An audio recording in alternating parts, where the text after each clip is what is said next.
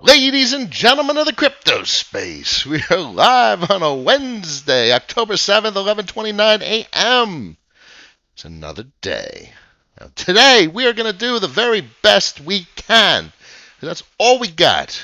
All we got is a choice, an opportunity to either do or not do, to win or to lose. And if we lose, we learn why we lost so we can frickin' win next time. Who's in the house? We got Stelios in the house. Always a pleasure. All right. Let's do this. So, the topic of today, obviously, we're going to digress very much away from this topic given the heated Twitter commentary I had going this morning. But today's topic was supposed to be my crypto yield choices, examples of crypto yield. Why? Because we are in risk off mode, ladies and gentlemen. My stream, was it Monday or was it Friday at this point? I can't even tell. Was about I was showing Wayback Machines of CoinGecko, filtered by 24 hour, sorted by 24 hour of August and July.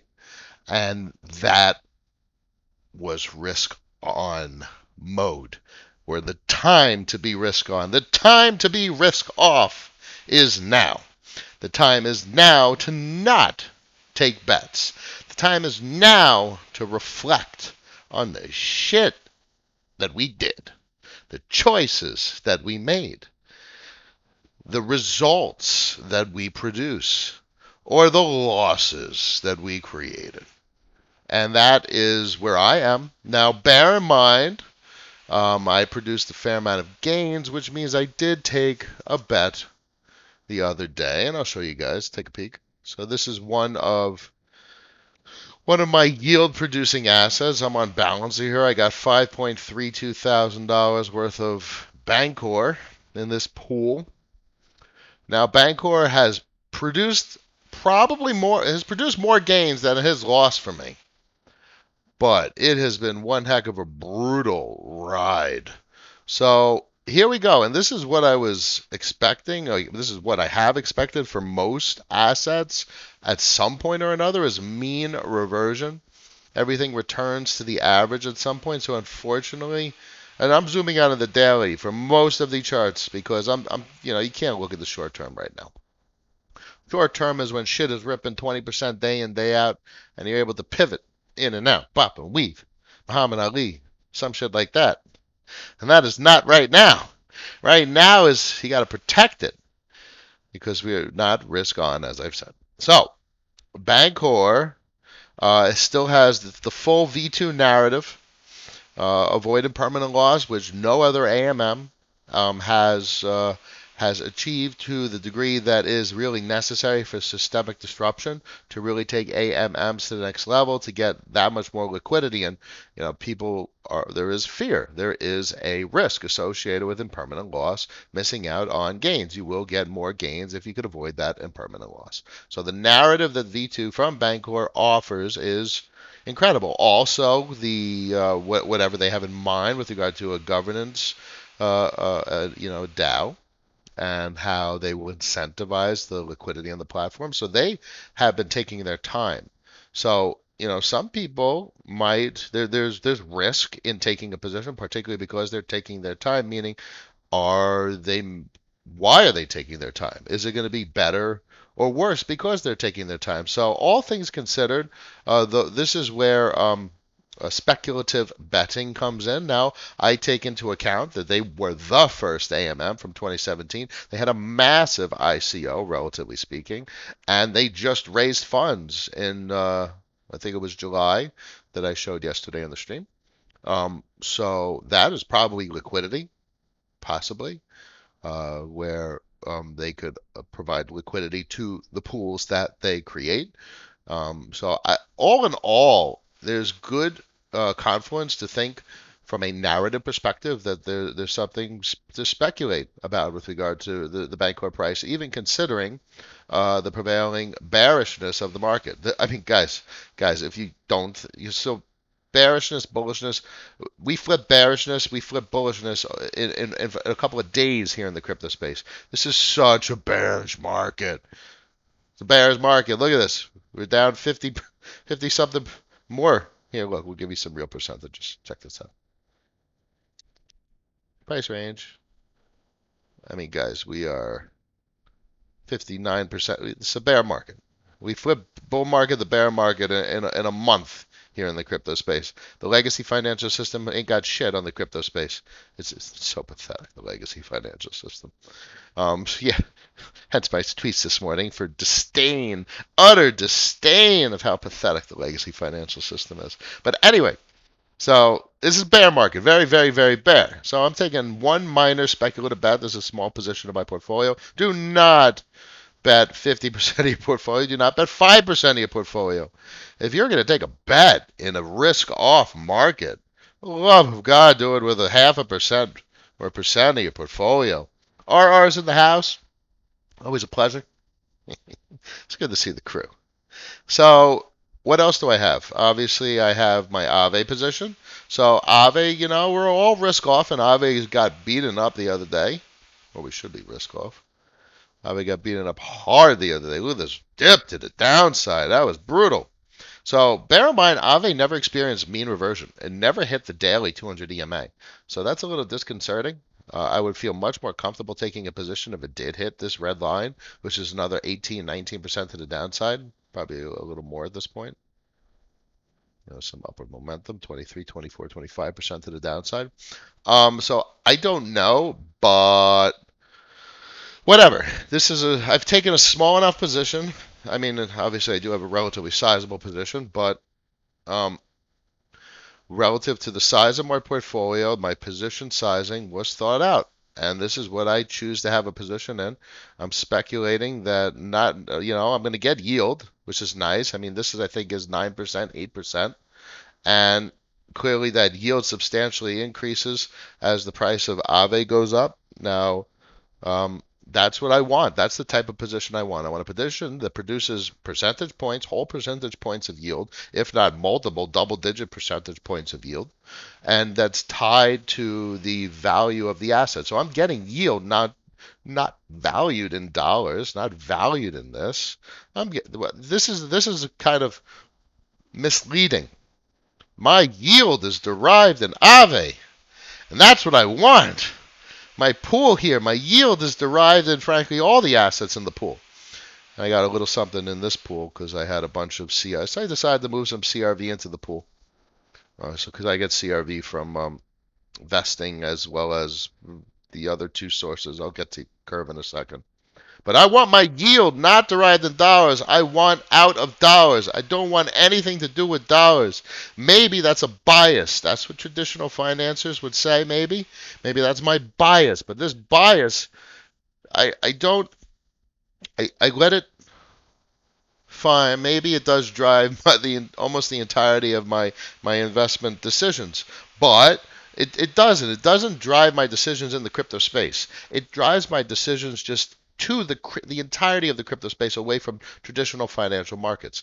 Now, what does that mean? So my bias isn't overwhelming. So I still have my equity positions and I still have my precious metal positions. And frankly, I still have gold miners, silver miners, streamers, and as well as my battery metals equities. So I'm not entirely biased, but I do have an utter disdain for everything dollar, everything about the latest legacy financial system. It's just wrong. It's wrong. It's it's a perfect example of incompetence, and it's a perfect example of a society and a people just trying to perpetuate something that is pathetically inferior. It's like they're so pathetic.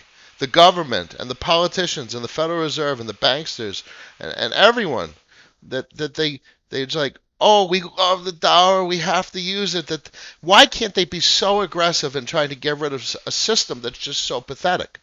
Why can't they be aggressive? Why can't the politicians, the Congress, and the House show us that they mean business for changing this?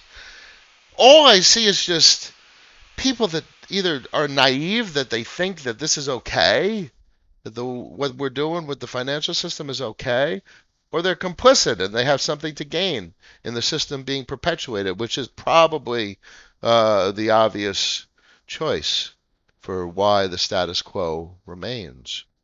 They're complicit. They don't want to see the status quo change. Because if they hated the system as much as I do and as much as many other people do, they would fight hard to change the system. Anyway, I digress. I have the vast majority of my value is in cryptocurrency space because of my disdain for the system. And I like to justify that that is reasonable because I am not biased in that I do have assets still in the legacy financial system. That's the bottom line. Anyway, so let's focus on my cryptocurrency assets. I want folks to understand that I am well-rounded and I'm not polar. I'm not my way or the highway, or I'm not completely biased. I still have an open mind, even considering my hatred for the legacy financial system. And that, at least for me, maintains that I'm rational and sane. So that's okay. Makes me happy. All right, so Aave is producing, what, 8-9% denominated in Aave, not dollars, and that makes me happy. My Bancor has been bleeding, but it's in a pool, which is producing yield denominated in not dollars. This is nothing. It's $95. Curve's a good deal. I have the curve chart up. We'll get over to the chart. So there's a lot of people on crypto crying because maybe they spent 5,000. All they had was $5,000 and they put $5,000 in the curve and they're down like 80%. Yeah, because you don't do that. You don't take your money and go all in. Never spread too thin, never go all in. That's just the rules of the road. The bottom line is I'm getting 81% of my VECRV. I put in about $13,000. I'm getting $5,000 per year denominated in CRV. I'm getting yield denominated not in dollars, and my yield is tied to the volume of one of the most incredible technological innovations that I could think of in recent time, which is a stablecoin AMM DeFi exchange. And that's a profound technological achievement that last year did not exist. This technology did not exist last year, and this year it is producing returns. So the price of Curve has been destroyed, and it is still producing more yield than a pathetic bank. A bank that could lend out 3% mortgage and give me 0.02% in the savings account. Fuck that. 0.02%. That should be illegal for a bank to offer mortgages at 3% and give people 0.02% in a bank account. That should be absolutely illegal. And to top it all off, not only am I getting returns like this on my CRV, which has been locked into VECRV, I'm getting returns on Bitcoin to the tune of 16.99% denominated in not dollars. So obviously 0.19% APY on the pool yield itself, which is relatively trivial. So there's risk involved in this. So there's the risk of the WBTC and BTC contract, as well as the Curve contracts. So I've been able to pallet that, not particularly because I just have been able to pallet that amount of risk. It is not you always minimize your risk. So this is not the majority of my portfolio. This is a minority of my portfolio. This investment here as a liquidity provider is mutually exclusive from my position, my CRV, that is locked for 4 years. That's mutually exclusive. So the risk here, and I do get worried about it because there's a fair amount of Bitcoin, and that Bitcoin, it means everything. So I know folks are the whole Bitcoin narrative, the whole like Digibyte community, and Digibyte is better than Bitcoin in all technological regards. But what I encourage everyone to realize is there's a big difference between hopes and dreams and the way things should be and the way things are. And we have to approach our portfolios based on the way things are.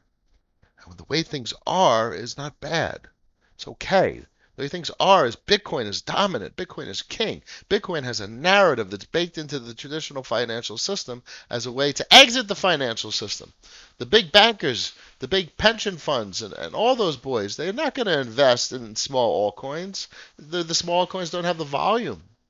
They'll have be uh, in, unimaginable market distortions. If $1 trillion tried to go into an oil coin that has $100 million market cap, it's not even possible. So the point is, Bitcoin is the only thing that could absorb that much liquidity that's even remotely feasible or reasonable to consider. So Bitcoin is king. So there is risk in this contract, and there's risk actually in Bitcoin. But I can't just sit around and see Bitcoin not earning yield, and this is a heck of a yield. So I'm going to accumulate a little bit, take a little bit of risk, and obviously BlockFi and Celsius are the way to go. And you know what? I don't have the vast majority of my value in dollars in a stupid bank account. 3%? I think I have about 3% of my value in dollars in a bank account. Stupid dollars.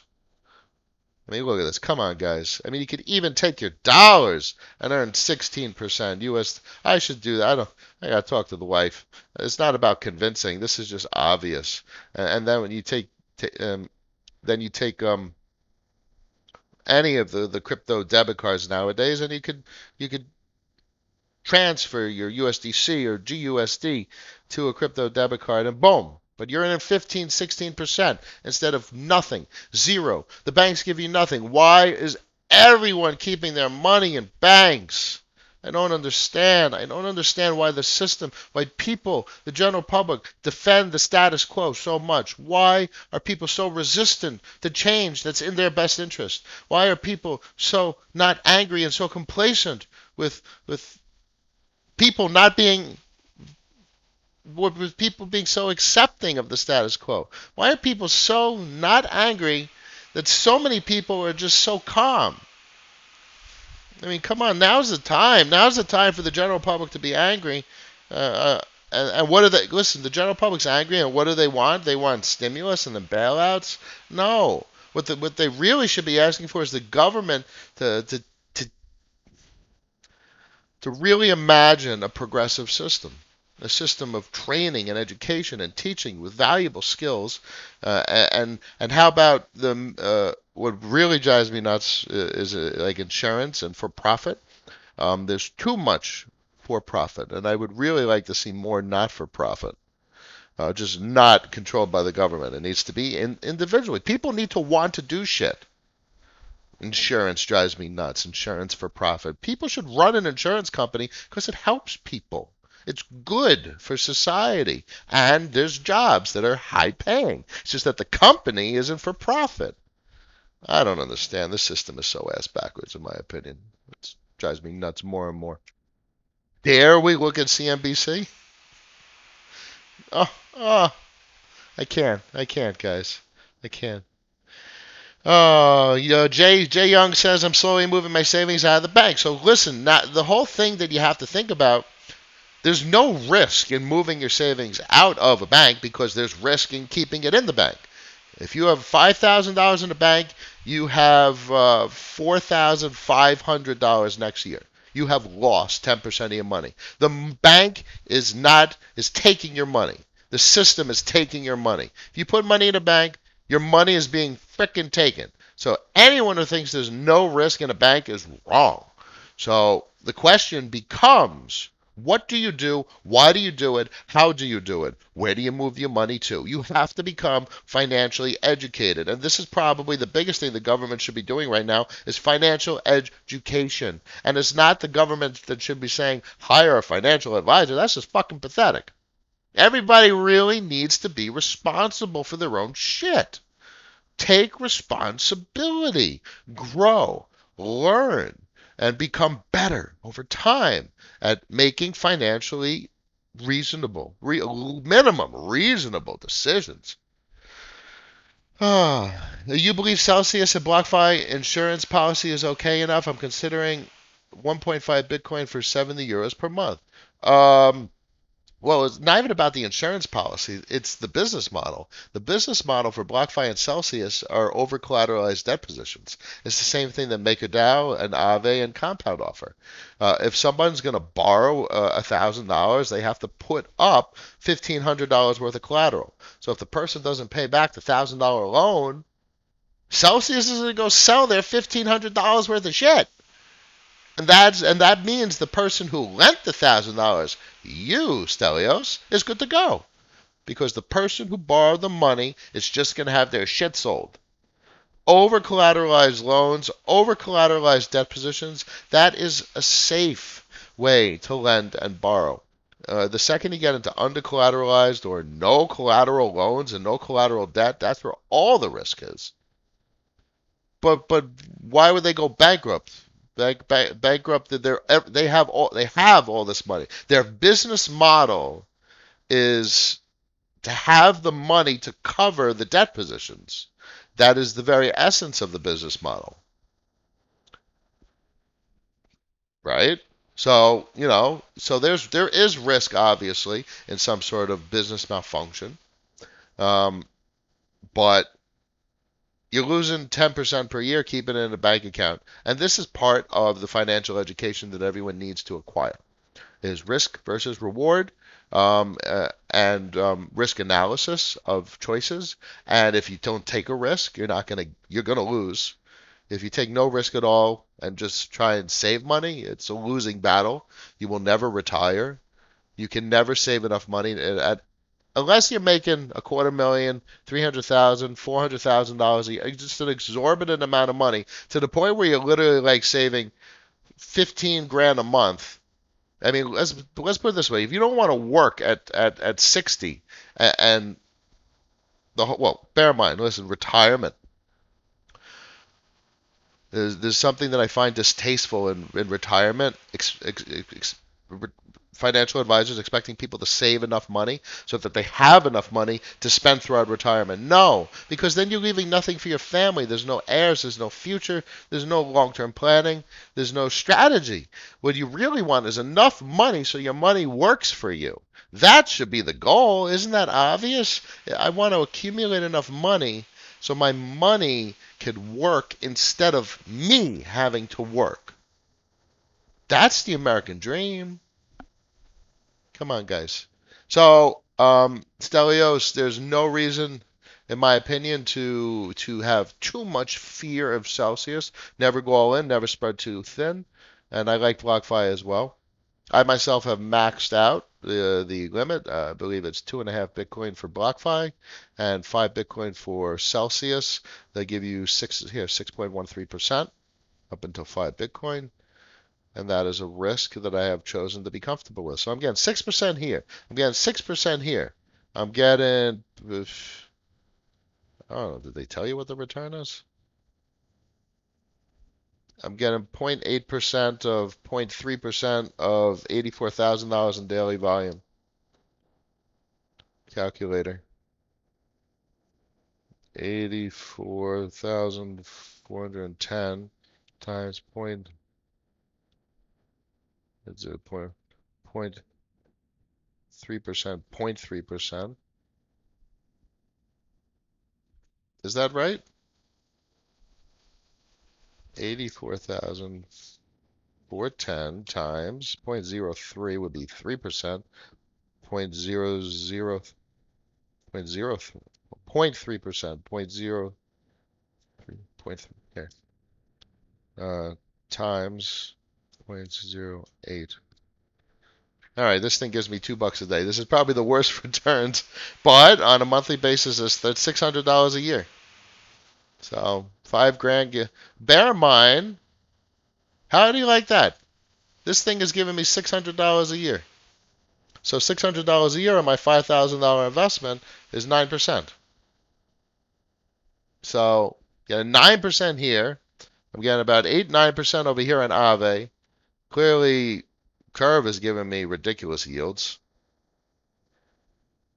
So this is where you have to spread your value around to. Minimizes your risk. You don't have value concentrated excessively in one particular relatively risk-on vehicle. 5.3 thousand per year, and plus this yield, which is another 16.3. Plus I have a bunch of stuff vesting in the Dow. Uh, Gotta have something else. Don't I have something else? Pretty sure I got something else. All right, maybe I don't. All right. Oh, synthetics. I got a bunch of synthetics. Here, let me take a look. I got a bunch of synthetics. I got Polkadot. That's nominating. I got Kava, obviously Atom, and IrisNet, and those are inflationary yield sources. That's a good point. I forgot those guys. What is Unitrade? You see, what is Unitrade? I don't know. Unitrade? Unitrade?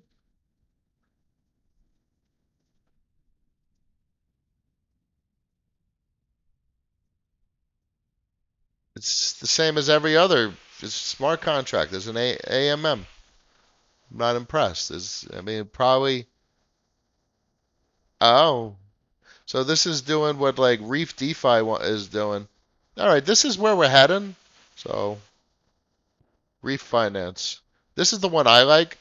Um, we got to get off at least off Ethereum L1 and onto L2s. So I don't know. So these guys look like they're trying to incorporate centralized exchange of liquidity sources with decentralized liquidity source, I believe. Where's the app? Buy trade. Where's the app? Start trading Discord.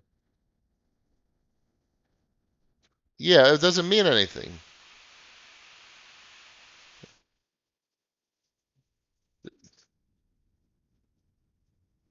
Well, if you're asking me with regard to buying an asset, no.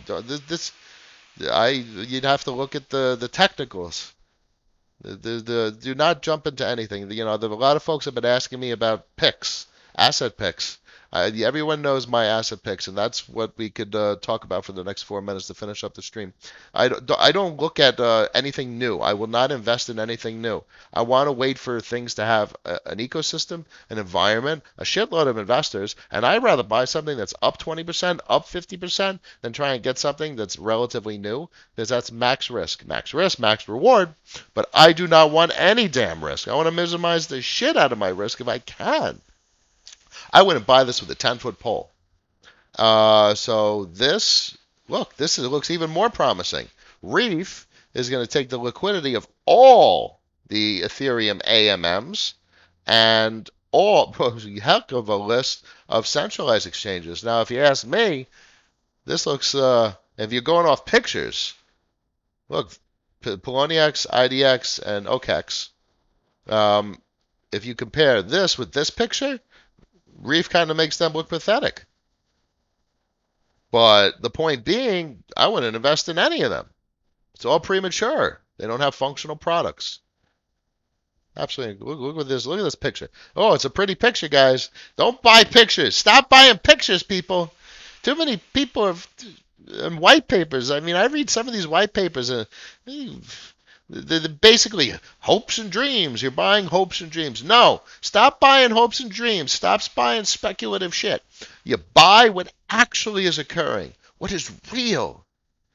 I mean, we've talked about it countless times. DigiByte's protocol properties are real. It's not a question. And look, then you'll have people who say, oh, the price is down. I don't care if the price is down. It has to do with what it is. And what it is ensures it has a particular future. You buy it if you see. That's the speculation. Speculation is that people in the world actually use it for what it's capable of. That's the speculation. And if this blockchain achieves what it's capable of, it'll make the world a better place. And that's meaningful. And that's a narrative I want to buy into. I would encourage everyone to sign up for Change Angel. I apologize, everyone. This episode, along with all episodes, are sponsored by Change Angel, swap exchange for social good. Do not deposit. Stop depositing to exchanges. Swap. Input, output. Use your Change Angel, guys. Absolutely right. and use your Anthem ID. Anthem ID is basically the awesome implementation for DigiID. Jan did a heck of a job with Anthem ID. That's right, David. Remind everyone anytime you want on the channel. Scripts in the house. What a pleasure. Always a pleasure. Um, you see, it's up 54%. Guess what? Now is the worst time in the world to buy it. You want it up 54%, then you want it to crash 30%. You want it to find the base. You want a resistance flip support. You want to find a symmetrical triangle, maybe an ascending triangle. You want to find some sort of chart pattern that shows that it has price action that's justified to continue going up. Do not buy a name. You're going to get burned. You will get burned. We've all seen it before. Better late than never. Stops in the house. Always a pleasure. My man, Jay Young, invest in what is and not what will be. True. My words are not perfect, but we also have to speculate. So, we are humans and we have hopes. And Digibyte's a perfect example of you're not necessarily investing in what is, or maybe you are. There's a lot of semantics involved in these types of conversations. What is? What is? The price action is not so hot. I mean, this looks like somewhat of a symmetric triangle. I want to draw it a little bit.